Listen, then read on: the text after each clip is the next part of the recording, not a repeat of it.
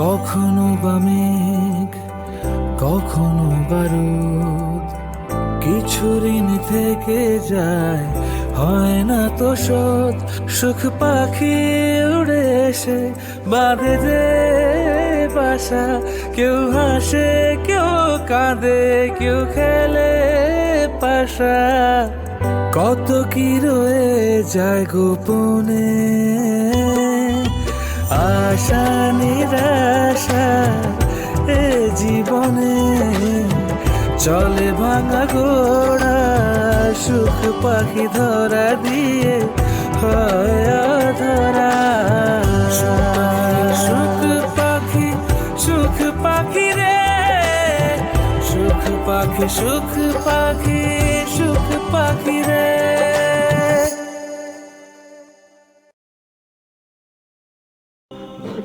Please তুই ওকে কথা কি করতেছো তুমি ভাই? কি করছো ভাই? কি করছো তুমি? সেই ভাইকে কি আমি কষ্ট দিতে পারি মা? কিংবা সেই ভাইয়ের ঋণ কি কখনো শোধ করা যায়? আমার কারণে যার জীবনটা এলোমেলো হয়ে যাচ্ছে।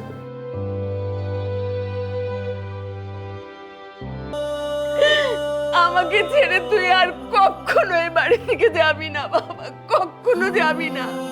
আমি তোকে আর ছাড়তে চাই না, আমি তোকে আর হারাতে চাই না বাবা, আমাকে আর কষ্ট দিস না।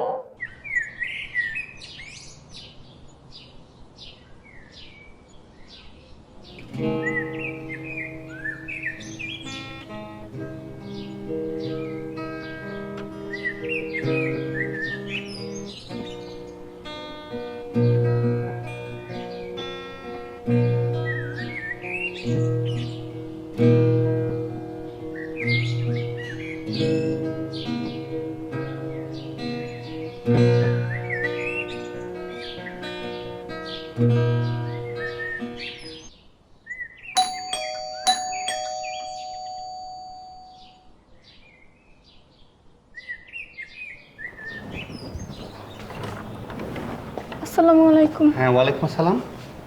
খালামণি নেই বাসায়? জি, যাচ্ছি তো উপরে। হ্যাঁ, গিয়ে বলো যে জামা নিচ্ছে। আচ্ছা ঠিক আছে, আপনারা বসেন।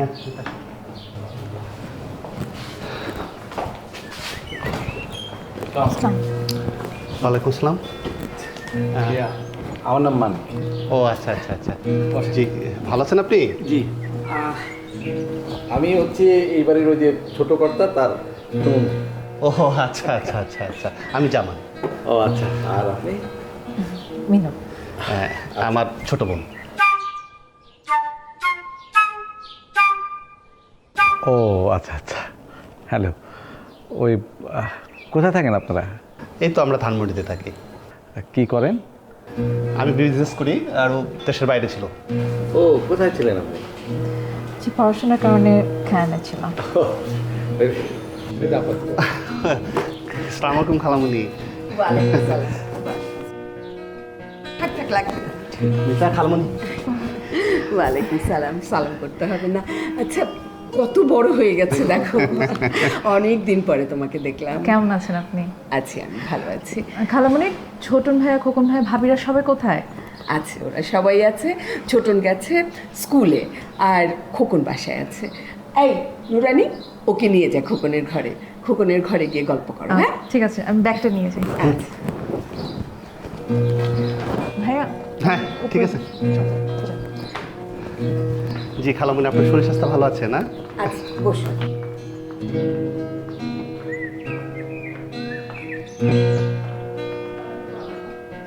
আল্লাহ আফা, আপনি কি সুন্দর।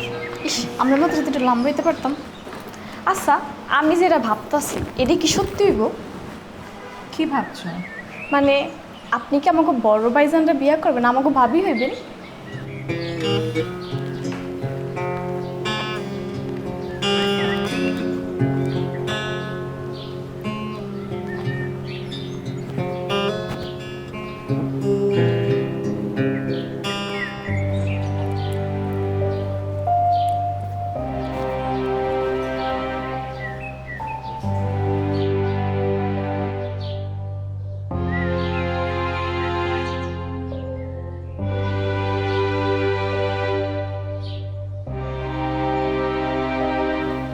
ভাবি আপনি দেখছেন কে আইছে? মেলা সুন্দর দেখতে। আপনি পরিচয় হয়েছেন হ্যাঁ লগে? ও আপনি কেমনে পরিচয় হবেন? আপনি তারা দেখেন নাই। আমার মনে হয় কি জানেন, হ্যাঁ আমাকে বড় ভাইজানের বউ, বুঝছেন? আচ্ছা থাই, মেলা কাজ আছে।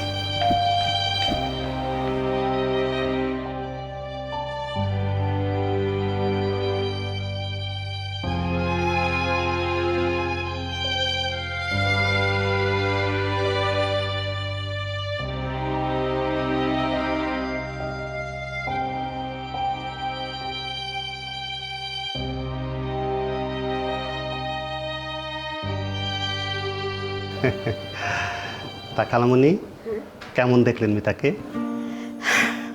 মাশাল্লাহ, আমার তো খুবই ভালো লেগেছে।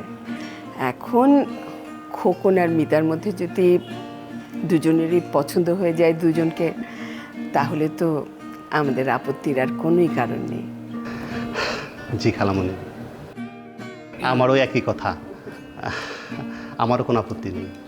ইয়ে আপা, খোকনের বিয়ে শাদী নিয়ে বোধহয় কথা হচ্ছে, তাই না?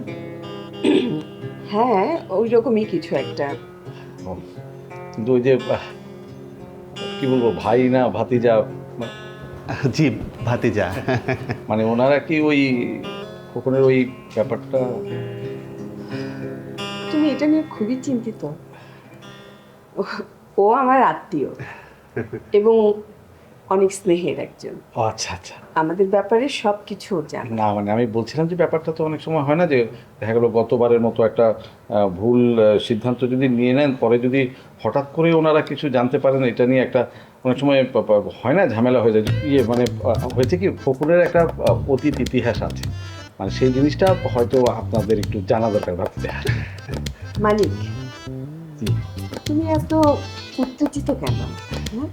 আমি এই সমস্ত কথা আগেই বলে দিই। পুরোটা বলেননি আপা, আমার যতটুকু মনে হচ্ছে যে আপনি পুরো ব্যাপারটা একদম সাজিয়ে গুছিয়ে বলেননি। অনেক সময় হয় কি, বিয়ের ক্ষেত্রে সাধারণত ঘটকরা এই ব্যাপারটা করে, যে অনেক বড় একটা গ্যাপ হয়তো রেখে দিল, পরে কি হয়, পরে হয় কি যে সংসারটা যখন শুরু হয়ে যায় তখন তো আর এই ভুল সংশোধনের কোনো জায়গা থাকে না, তখন কিন্তু একটা প্যাচ। এই কান্না কিন্তু এই বাড়িতে আমি দেখেছি, ছোটন কেঁদেছে, খোকনের গোপন কান্না আমি দেখেছি, আমাদের মেয়ের কান্না আমি দেখছি আপা।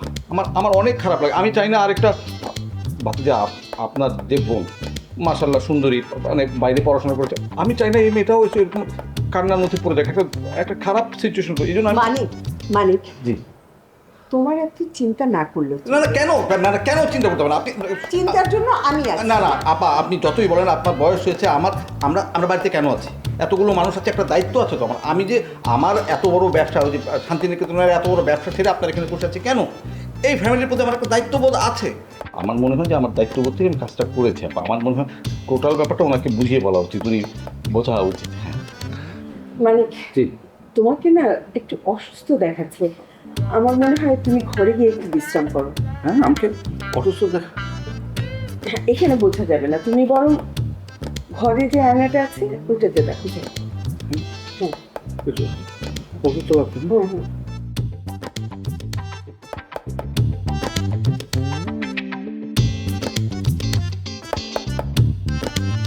সরি, তুমি কিছু না মনে করো না। ঠিক আছে খালামণি। ও আর ওর বোন দুজনে এত বেশি কথা বলে, মাথা ধরিয়ে দেয়। আমি সব জানি খালামণি, আপনি একদম টেনশন নেবেন না। ঠিক আছে, তাহলে তুমি বসে একটু বিশ্রাম করো, আমি তোমার জন্য একটু খাবারের ব্যবস্থা করি। হ্যাঁ? ঠিক আছে খালামণি।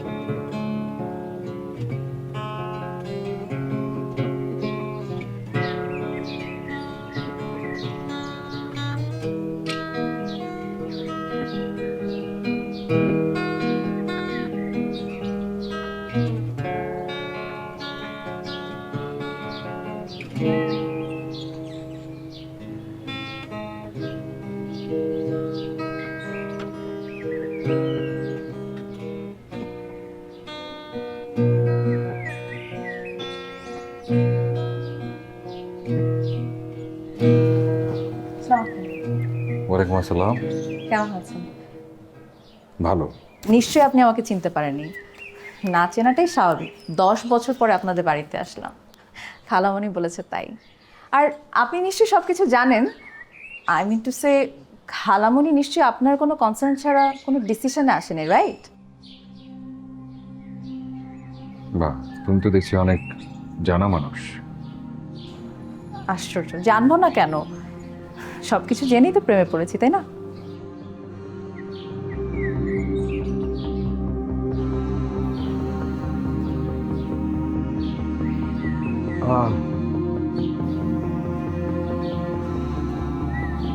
মানে কঠিন কথা সহজে বলে ফেলতে পারা হয়তো একটা গুণ, কিন্তু যতটুকু আমি জানি মেয়েরা একটু লাজুক প্রকৃতির হয়। মানে লজ্জা পাবো? কার সাথে লজ্জা পাবো? মানে যার সাথে আমার জীবনের পথ চলা শুরু হবে তার সাথে কেন লজ্জা পাবো? কবুল বলা পর্যন্ত কিন্তু অপেক্ষা করা উচিত। কিন্তু কবুলটা তো অনেক আগেই বলা হয়ে গেছে, আপনি নিশ্চয়ই মানে সেটা না হলে ফুলসজ্জা রাতে বলবো, ততক্ষণ পর্যন্ত অপেক্ষায় থাকবো।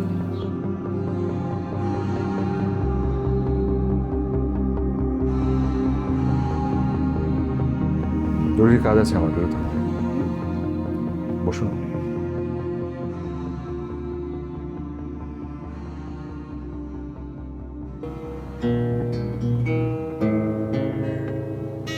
দেখো বাবা, একটা বিষয় আমি তোমাকে খুব পরিষ্কার করে বলি, এই বাড়িতে যতদিন আমার ভাবি আছে, আমি যতদিন জীবিত আছি, ততদিন মিতার কোনো সমস্যা হবে বলে আমি মনে করি না।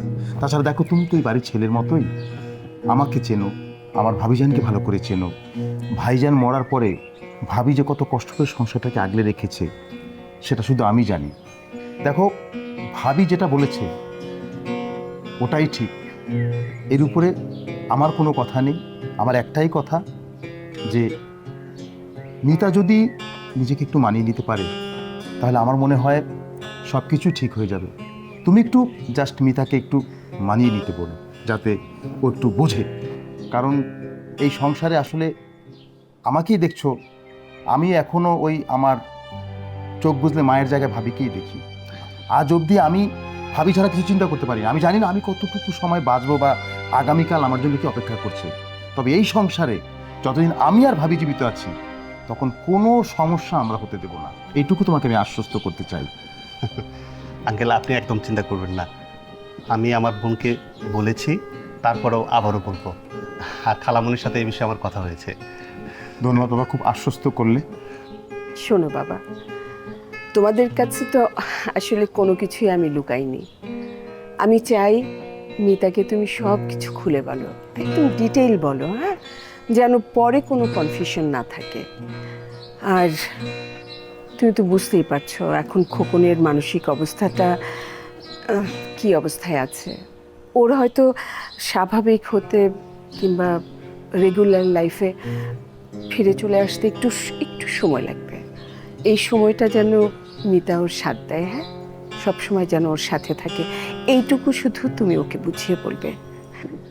খালামণি, আপনি একদম টেনশন করবেন না, আমি অবশ্যই বলবো। আর আমার বিশ্বাস আমার বোন সেটা করবে। তুমি আমাকে ভীষণ ভীষণভাবে একটা বড় বিপদ থেকে, অনেক বড় একটা অস্বস্তির থেকে রক্ষা করছো। আল্লাহ যেন আমাদের সবার মনের আশা পূর্ণ করে। জি খালামণি, তাই যেন হয়। ঠিক আছে বাবা। ভাবি, আপনার একটা কথা জিজ্ঞামু। ভাবি, ও ভাবি, একটা কথা কই। বল।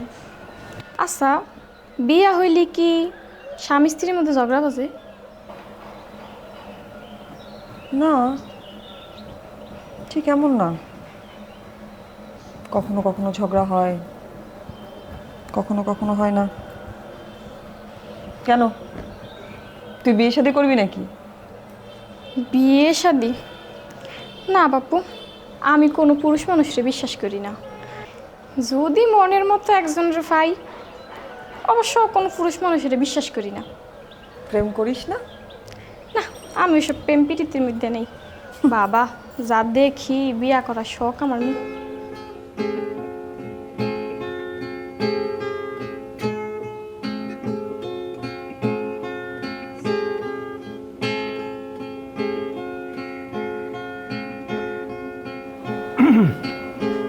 মারবো?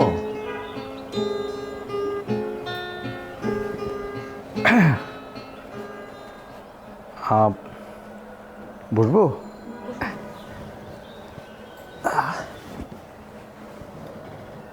কোথাও যাচ্ছ নাকি? না, এই যে কাপড় চোপড় গোছগাছ করছিলাম আর কি। একটা ব্যাপার কি জানো, তুমি বিশ্বাস করবে কিনা আমি জানি না, তোমাকে দেখলেই না আমার মধ্যে এক ধরনের হতাশা কাজ করে। বলতে পারো আমি একটু ভেঙে বলি, আমি তো বিয়ে শাদী করিনি। আমার কেবলই মনে হয় সময় মতো বিয়ে করলে আমার মেয়েটা বোধহয় তোমার মতো হতো। কখনো কখনো তোমাকে আমার মেয়েই মনে হয়। আচ্ছা, যে ব্যাপারটা বলতে যাচ্ছিলাম, ওই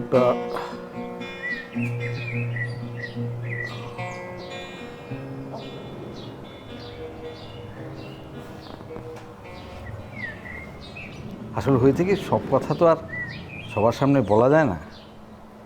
দেখো, তোমাদের অনেক সময় মনে হয় না যে একটা মানুষ দিনের পর দিন আমাদের বাড়িতে কেন পড়ে আছে?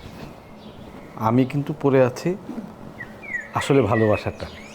এই সংসারটার প্রতি আমার এমন মায়া লেগে গেছে, মানে আমি আসলে একটা সুন্দর সমাধান না দেখে আমি যেতে পারছি না। যেটা বলতে চাচ্ছিলাম, ওই যে ভাগ্নের যে বিয়ের কথা হচ্ছে, তুমি এই ব্যাপারে কিছু জানো?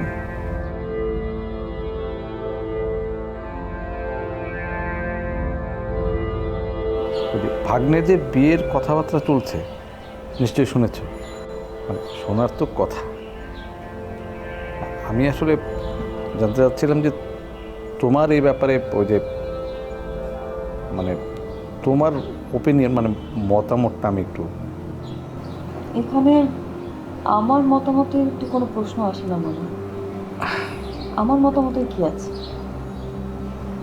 যার ছেলে মানে তার ছেলেকে কার সাথে বিয়ে দিবে, কবে দিবে, এই বিষয়ে তো আমার কোনো মতামত নেই। আর যে বিয়ে করবে, কাকে বিয়ে করবে, কবে বিয়ে করবে, সেটা তার সিদ্ধান্ত। আমার কাছে সবচেয়ে গুরুত্বপূর্ণ জিনিস কি জানেন? আমার সন্তান আর আমার স্বামী। ছোট, এই দুটো মানুষ বাদে আমি আসলে কোথায় কি হচ্ছে সেটা নিয়ে চিন্তিত না। না আমি দেখতে চাই, না আমি শুনতে চাই, না আমি কোনো কিছু জানতে চাই। আর আপনি যেহেতু আমাকে বললেন মেয়ের মতো, তাহলে আপনাকে একটা কথা শেয়ার করি। আমি না আসলে মামা একটু স্বস্তিতে থাকতে চাই। আমার সন্তান, আমার স্বামীকে নিয়ে না আমি একটু শান্তিতে থাকতে চাই, একটু সুখে থাকতে চাই, ব্যাস। এর বাইরে আমি আর কিছুই চাই না। তোমার কথা ঠিক আছে, যুক্তিগত দিক থেকেও কিন্তু জিনিসটি সুন্দর, কিন্তু একটি পরিবার তো একটি ফটো ফ্রেমের মতো। সেখানে শুধু তুমি, তোমার স্বামী, তোমার বাচ্চা, ফ্রেমটাকে কেমন যেন মানে অসম্পূর্ণ মনে হয় না? সেখানে ধরো যেহেতু তোমাদের ওই যৌথ পরিবার, এখানে তোমার পরিবারে অন্যান্য যারা আছে সবাইকে মিলেই তো থাকতে হবে। আর যেহেতু পরিবারে একটি নতুন সদস্য আসতে যাচ্ছে, এই ব্যাপারে তোমার ওপিনিয়নটা জানলে আমি আসলে তোমাকে এই ব্যাপারটা নিয়ে আরেকটু মানে বিস্তারিত আলাপ করতাম। আমার কাছে শুধু ইম্পর্টেন্ট আমার বাচ্চা আর আমার স্বামী। আর যে বিষয়টা নিয়ে আপনি কথা বলছেন সেটা নিয়ে আমার কোনো ওপিনিয়ন নাই। খুব ভালো, খুব ভালো। না মানে ঠিক আছে, একটা কথা আমি শুরুতেই বলেছিলাম না মা, যে তোমাকে দেখলে আমার মেয়ে মনে হয়। আমার কেবলই মনে হচ্ছে এই প্রশ্নগুলো আমার মেয়েকে করলে আমার মেয়েটাও এইভাবেই উত্তর দিবে। ভাইজান, তুমি এখানে কি করছো? হ্যাঁ, তোমাকে আমি কোথায়... আরে তুমি বলবে না তুমি মেয়েটার সাথে কথা বলতে এসছো? আসলেই তো একটা নিঃসঙ্গ মেয়ে, ওকে একটু সঙ্গ দেওয়া তো দরকার। কে বললো সে নিঃসঙ্গ? তুই ও সম্পর্কে জানিস? ও সবচাইতে ভালো আছে এই বাড়িটার মধ্যে। আশা বুকে বাঁধে যে বাসা, কেউ হাসে কেউ কাঁদে কেউ খেলে পাশা। সালমাকে আমি নিজের কাঁধে তুলে বড় করেছি। একদম ছোট থেকে সে আমার সাথে অনেক খেলেছে। আশা নিরাশার এ জীবনে হয় না। ওর বাবা এখনো বেঁচে আছে, সেটা কি তুমি ভুলে গেছো? আর ওর বাবা আমার খুব আদরের ছোট ভাই, আমার দেওর। সে তো একবারও বললো না। দুই ভাই মিলে আমাকে ছাদে টেনে নিয়ে গেলে, রঙে গোসল করিয়ে দিলে। কতবার বললে আপনি এখান থেকে যাবেন?